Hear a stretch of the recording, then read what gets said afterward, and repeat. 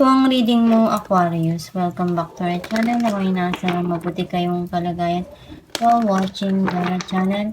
This is a general reading. Kayo nang bahalang magpalit-palit ng situation nyo sa reading ko.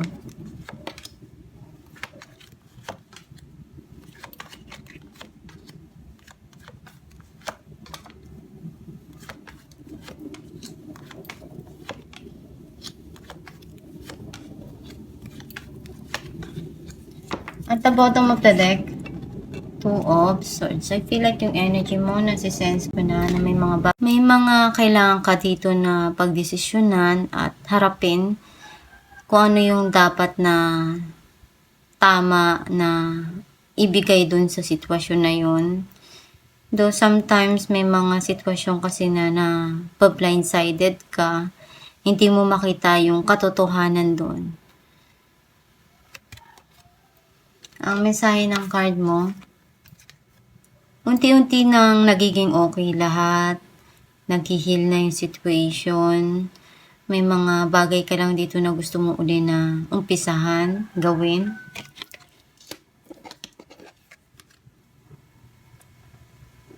Very positive ka ngayon and sa mga gusto mo magawa na desisyon, plano, passion, something here na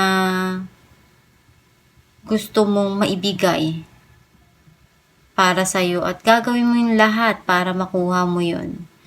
Some of you, someone na sa buhay mo na gustong ipakita yung kanyang passion, kumbaga yung affection towards you.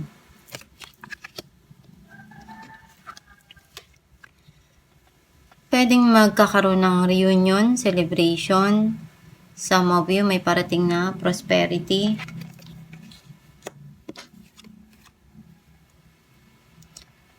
Sobrang sipag mo pagdating sa trabaho. Kumbaga, gagawin mo yung lahat dahil yung trabaho para sa'yo mahalaga yan. And pinagsusumikapan mo ng sobra-sobra.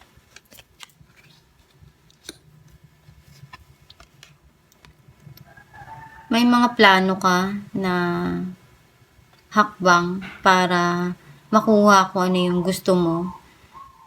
Pwedeng sa career mo and financial. May mga option, opportunity na binibigay sa'yo but you need to choose kung ano yung talagang para sa'yo. And kailangan mong pagdesisyonan ng tama to.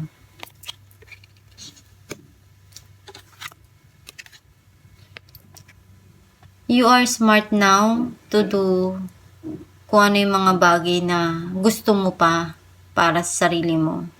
Some of you, someone sa buhay mo na nagbibigay ng magandang advice, payo na makakatulong dun sa sitwasyon mo.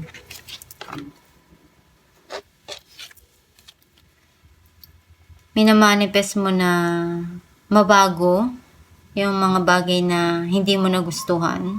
Some of you pwedeng may travel dito. Clarify natin ng Six of Swords, Eight of Cups and King of Pentacles. May mga gusto ka ng kalimutan para sa'yo na sobrang emotional and magpatuloy sa buhay. Unti-unti naman na nag-heal yung sitwasyon and gusto mong i-focus yung attention mo sa financial, sa trabaho or business, something na involve yung pera. Some of you naman pwedeng someone sa buhay mo na gustong iparamdam yung pagmamahal and hinihintay niya na mag-heal yung situation. Clarify natin ang Four of Wands, King of Wands and Nine of Swords. Itong tao na to, sobrang nalulungkot siya Pwedeng may marriage na involved.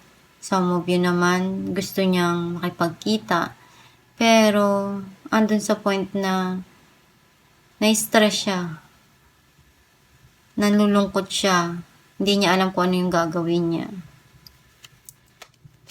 Clarify natin ang Page of Pentacles. Four of Wands and Ten of Pentacles. May mga gusto kang maibigay sa pamilya mo or makuha para dun sa mga pangarap mo na makatulong financially sa iyong mahal sa buhay kasi andun yung long term eh. Ang hinahanap mo yung long term, yung pangmatagalan. Pwedeng relasyon, pwedeng financial na maganda yung magiging income na darating para sa'yo. Iyon yung mga bagay na iniisip mo na makuha. Some of you pwedeng may darating dito. Kasi may marriage and also celebration na darating dito. May mga plano ka dito. Clarify natin ang King of Swords.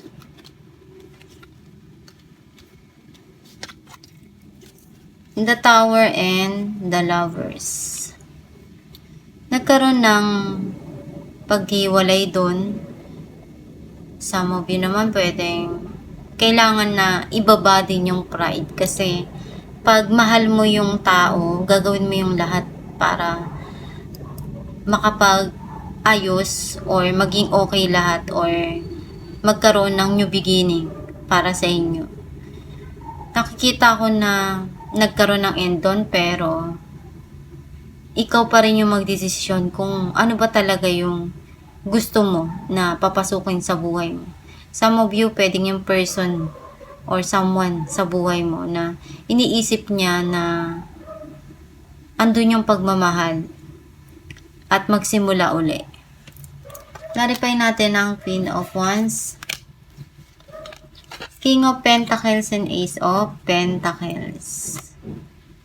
Very passionate also, andun yung pera and blessing. Pwedeng may darating na maganda na opportunity, minamanifest mo yung financial na mag-grow, pwedeng sa business, sa career. And also, andun yung pwedeng someone sa buhay mo to na may kaya, may pinag-aralan, may pera. Pwedeng magbibigay or maibibigay sa'yo, pwedeng regalo. Clarify natin ang Eight of Pentacles. The Empress and Eight of Pentacles.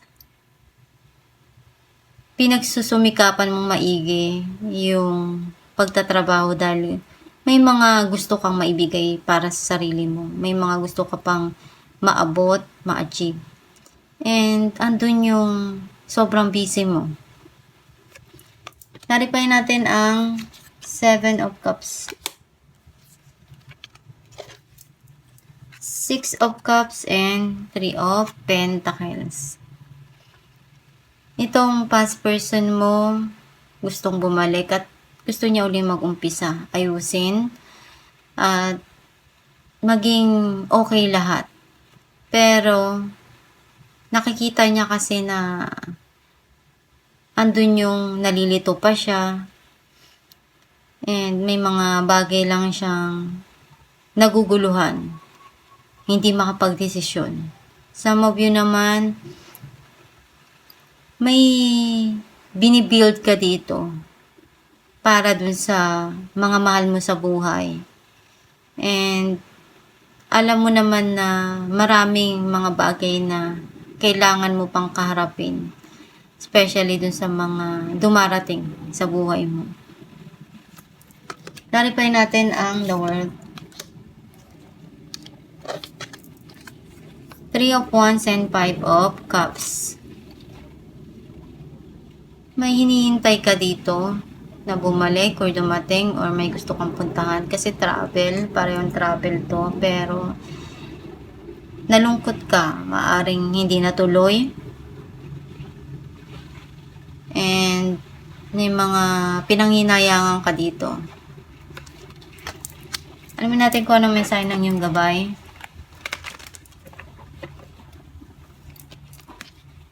Trustworthy guidance.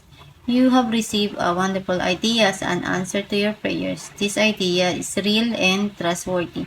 You can safely move forward with it, knowing that we are with you every step of the way.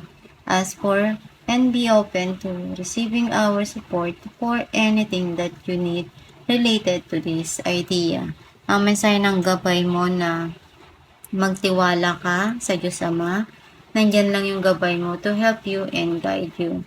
Basta magdasal ka lang palagi at gawin mo lang yung best mo dun sa mga dumarating na sitwasyon o ano pa mang problema yan o pagsubok na kinakaharap mo. Malalagpasan at malalagpasan mo yan basta manalig ka lang na kaya mo yan at tutulungan ka ng Diyos Ama. At itong yung reading, Aquarius, kung nakaresonate ka, comment down below. Thank you for watching.